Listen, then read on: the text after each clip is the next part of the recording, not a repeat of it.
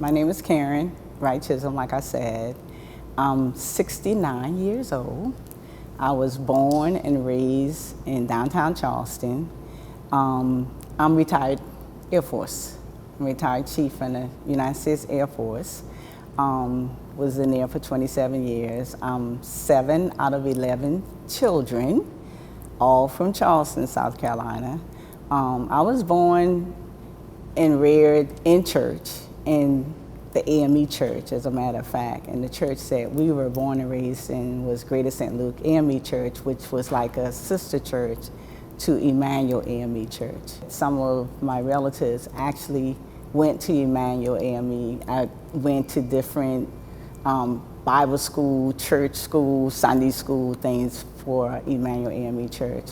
And it's a lot of connections with families in Charleston that may have gone to a different African Methodist Episcopal church, but when you look around, when you link the connections, it's a lot of people that know one another. We went to Burke High School. Some of them that went to Emanuel may have gone to Charles A. Brown High School, which is on the east side. We went to Burke High School, which was on the west side. So a lot of the connections there. Grew up with Myra Singleton Thompson, who we went to the same high school. She graduated a year or two behind me. We played in a band together. We both played clarinet, but we just grew up as children from elementary through high school. So we had that connection and relationship with several other siblings and other friends of ours that graduated and went to Burke High School.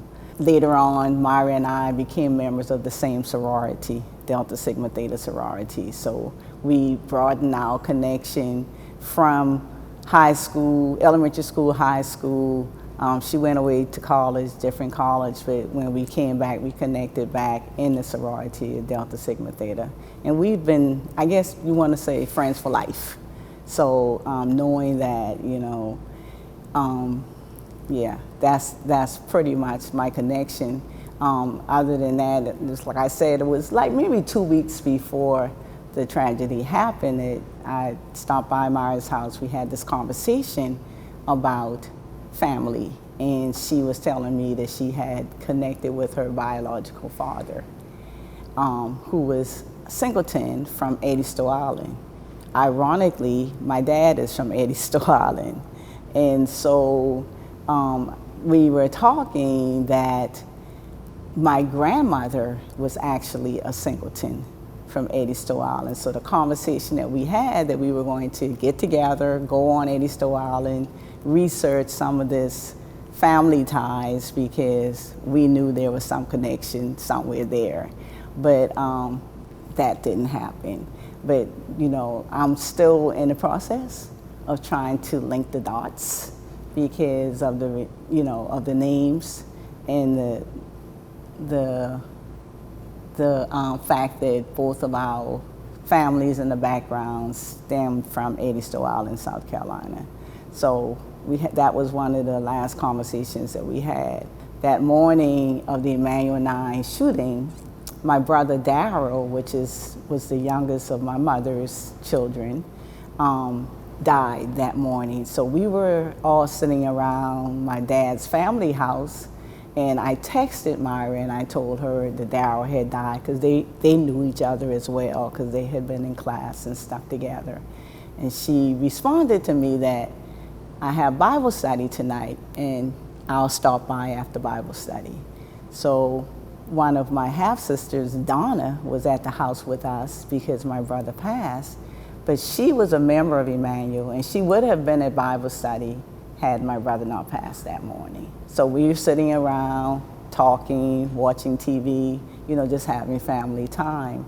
And when the news came across the screen about a shooting at Emanuel 9, everybody's fears just dropped. Yeah. We didn't go because we could see from the news all the stuff that was going on. So I went home and turned the TV on to continue to hear it. And it wasn't until that next morning that we actually got this. We watched the news all night, that we just actually got the news about who all was involved in the shooting. And when that started coming across the screen, it was just crazy. One of the other victims, Susie Jackson, she was a member of like my family with my stepmother, and they all knew each other. Thank you. All knew each other and everything, but she was in an organization that, ironically, this year, I'm serving as the international president for it. It's called the Daughters. And she was a member of that organization. And we posthumously gave her the title of a past illustrious commanders for Arabian Court, which is the name of the court. But along with that, you know, I knew Susie, you know, for many years in the different Eastern Stars and the Daughters and the different organizations that she was involved in that I was a part of. Tywanza was known and grew up around family and stuff like that. So it has put a, I want to say, something in my heart and in me to want to continue to cherish the memories of that. In 2021, I wrote a book that I dedicated some of that book to Myra and to some of the members of the Emanuel Nine, and it's called You Deserve Life. So in writing that book, it just made me emphasize the importance of understanding that God gave us life, and that no one has the right to take that life away from us. So in writing that book, I dedicated it to some of them and to other people that I knew that were victims of tragic things like domestic violence and things of that. So spiritually, I know and understand that we all will die one day, but just to think about the way that happened has put me in a different space in my life to just continue to read the word, understand the word, and encourage others that may go through things like that, to let them know that it's all about God in this time. I said, if you had asked me that question about 20 years ago, 25 years ago, I would probably say it's difficult, but as I have grown in my faith walk, I've grown and matured to know that God forgave us for all the things that we did. So we, as Christians and as people, must know that we have to forgive others for things that they did, because it's not up to us to be the judge of what people do, but we got to understand. But it's hard, but we know that it's fair. And if I'm gonna walk the walk and have faith, then I have to know and understand that forgiveness is a must.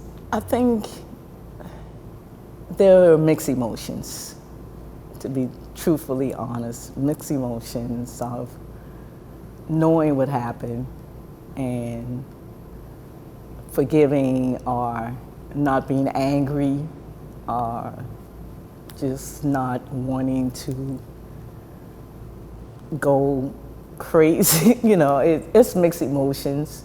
But I think as the years pass and as those times pass, then it has become easier day by day to be able to grasp exactly what my feelings are about that, because I know that all of us are going to die one day.